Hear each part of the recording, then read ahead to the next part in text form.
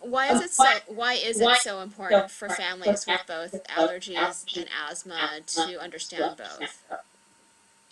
It's actually really imperative for families with both an allergy and an asthma diagnosis to understand the symptoms of what an anaphylactic reaction looks like versus those of an asthma attack. So there's a lot of overlap in the symptoms: shortness of breath, coughing, wheezing.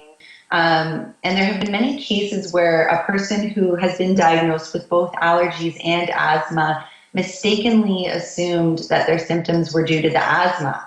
And so then they went to treat themselves with their puffers rather than epinephrine, which would be the first line treatment for anaphylaxis.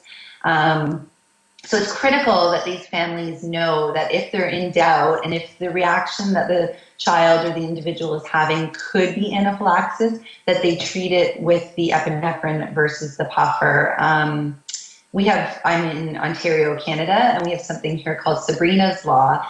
And this law was created because of a young girl named Sabrina Shannon who actually lost her life tragically in the first year of high school.